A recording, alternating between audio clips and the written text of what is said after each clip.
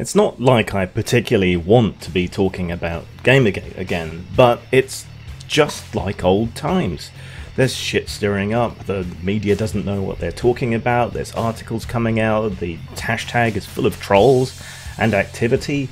Quinn is back trying to make it all about her, Sarkeesian's back trying to make it all about her after swearing off computer games, and even Wu has reared her ugly head once more. What the hell's going on? The good side of this is it's keeping me pumped and interested for writing my book, so that's at least something. But yeah, it is just like old times, and that has really reinforced to me that there is a need to have the truth about the whole thing out there, a counter-narrative. The media's still too lazy, still doesn't put in enough effort to actually talk to anyone involved, and this is perhaps re-exemplified in this whole reignition of Gamergate by this article in CNET. So the deal with this CNET article is that they are trying to explicitly make a link that has been implicitly made in a whole bunch of articles. The phenomenon that we in Gamergate call game dropping, which is where you mention Gamergate in an article that has really fuck all to do with Gamergate, and this has constantly and consistently happened in relation to Trump. Now, the entire premise is built on sand, really, because Gamergate was and is primarily made up of people who are in the bottom left quadrant of the political compass. That is left libertarians. That's libertarian with a small l. It does contain people across the political spectrum, but it is primarily situated in that left libertarian quadrant. If you look at the political views and so on, both in the political compass aggregate that was done and from the studies done by Brad Glasgow, you'll see that the people involved in Gamergate had usually overwhelmingly left-wing ideas, left-wing ideals. There's a few exceptions. It's notable for the tendency that people in Gamergate do not like the idea of positive discrimination and things that might perhaps be considered left-wing values by some, but go against the very principle of egalitarianism, which to me is central in left-wing thought. But still, you know, this is not Trumpism. But then again, you have to look at Trump's rhetoric and so on, and who he was appealing to, I suppose. I mean, a lot of people who voted for Obama twice voted for Trump. There's an appeal that a lot of people have for change, so it might perhaps not be unusual that some people would vote for Trump who are otherwise left-wing or want a shift or a change in society. But still, to characterize Gamergate as right-wing or even alt-right, or even particularly Trump fans, just doesn't really fly. Now, the article is mostly trash, but it is to be praised in one way, I think, in that it does try to contextualize Gamergate within a broader cultural zeitgeist, I suppose. I think it gets pretty much everything wrong, but it does at least mention the lead up to Gamergate, the issues with Sarkeesian and her criticism of video games and so on. So it does at least make an attempt to try and place Gamergate within a timeline of events, within a context. It seeks to at least try and expand it beyond treating it like a singular issue. But other than that, it gets pretty much everything wrong. And I don't think there's really an excuse for getting everything wrong to the extent that they have anymore. I mean, we've got time and distance since the original phenomenon. You know, things have shaken out, shaken down. People who could be considered spokesmen for Gamergate have now been identified. You know, it's not impossible, and Brad Glasgow's shown it, it's not impossible to talk to Gamergate, yet there is no attempt in this article to get the other side, to verify the information, to make sure that the information they're using is correct, and this is why it gets so many fundamentals wrong. And as such, this is probably yet another example of exactly the kind of unethical journalism that Gamergate originally took issue with.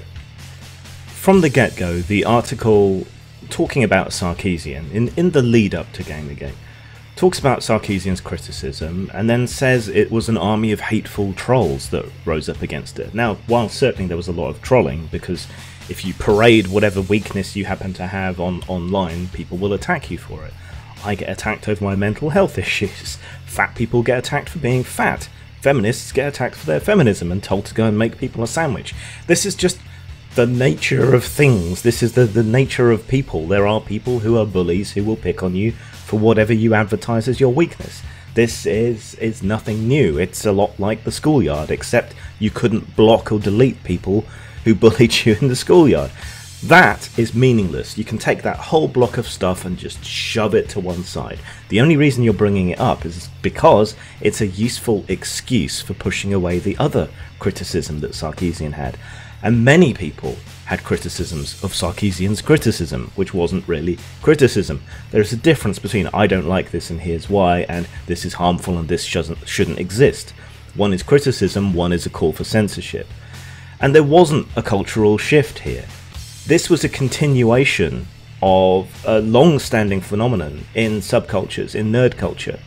Sarkeesian was a long line of people wading into something she didn't understand and trying to tell everyone it was evil and to force them to change it. Frederick Wertham comics, Pat Pulling and D&D, Tipper Gore and rock music and rap music, Jack Thompson and video games previously over violence. There was no shift here. Sarkeesian was just yet another one of these interfering, ignorant people coming into a culture that they didn't understand, couldn't comprehend, and trying to tell everyone they were doing it wrong. So the shift hasn't been in nerd culture. They reacted the same way they always react to interlopers trying to tell them what to do, giving them the finger. The shift was in the greater culture as a whole. And the fact that this was a feminist attack somehow gave it insulation. You know, people understood that D&D did not make you satanic. People understood that Judas Priest didn't make you kill yourself. You know, despite the comics industry and so on kowtowing, you know, over the years we came to understand and accept that comics did not make teenagers into degenerates. You know, and that more recently that video games didn't make you violent. The idea that video games make you sexist is just as absurd, and so the reaction was exactly the same. You know, the game of Anita Sarkeesian being punched in the face, nothing new. There's punch Trump in the face games now. Nobody's making a fuss about those. There's a double standard because it's a woman and because she's trying to insert a feminist narrative into her criticism. That's what's different. And that's what seems to have driven people within the games industry to take her seriously in a way they would never take Jack Thompson seriously. It is sexism, but it's not running the way you might think it is. That's far from the only thing it got wrong either. When it finally gets on to talking about Gamergate, it characterises it as attacks on Quinn, which isn't strictly speaking accurate. There's Five Guys, which was making fun of her sexual shenanigans prior to Gamergate. There's Quinspiracy, which is as it emerged that, you know, she was involved with people who could boost her career, and then when it was finally confirmed that, you know, there was lots of this corruption and nepotism and so on going on, Gamergate kicked up later, really after the Gamers Are Dead articles, the Adam Baldwin tweet using the term Gamergate, and the mass censorship of discussion of the problems and nepotism and corruption around Quinn that had gone on. So it's really three separate things, and Gamergate is the battle against censorship and the larger issues around corruption in games journalism. But again, this article gets things wrong. It was never really said, apart from Chinese whispers and confusion and people denigrating Gamergate, that it was for a good review. What it was is that there was no disclosure of the financial or personal relationships between Quinn and Nathan Grayson. And you can go to deepfreeze.it, you can look up Nathan Grayson in the journalists list, and you'll see that he has a quite boggling number of ethical violations against his name. You know, Quinn is far from the only one. And you can look at the journalists list down the whole thing, and you can see loads and loads of journalists similarly with issues against them. You know, this is an undeniable problem. I mean, you might argue over how serious it is, but in a multi-billion-dollar industry, even if, you know, reviewers and columnists and so on working in the games industry, even if they're only influencers over maybe 10% of purchases, then still billions of dollars globally. You know, that's something you have to consider. It's a big industry. It's as big as Hollywood. If you take art seriously, if you take cinema history, you know, seriously, if you take literature seriously, then you should take what's going on in games seriously, whether as a business or as a creative enterprise. And when there's this nepotism and corruption and favoritism going on in that journalism, and when people like CNET, even years after the event, get basic details wrong, such as whether it was a review or positive coverage, you should be concerned. You know, this matters. This is money that you're spending. You should worry, and you should worry that you're being correctly informed. Even for something that's just games, you should be concerned. Now, did other groups latch onto and have fellow feeling with Gamergate? Absolutely, certainly. Gamergate may have been primarily left libertarian, but the only people who would report accurately on it were outlets like Breitbart.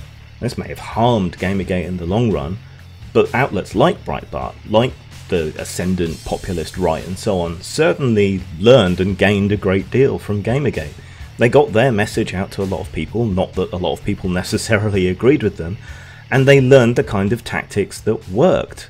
You know, Gamergate did make a great deal of change, and the right exploited a lot of that. You know, people like Milo Yiannopoulos attached to Gamergate like a lamprey, you know? But it was, at least to some extent, a mutually beneficial arrangement, you know?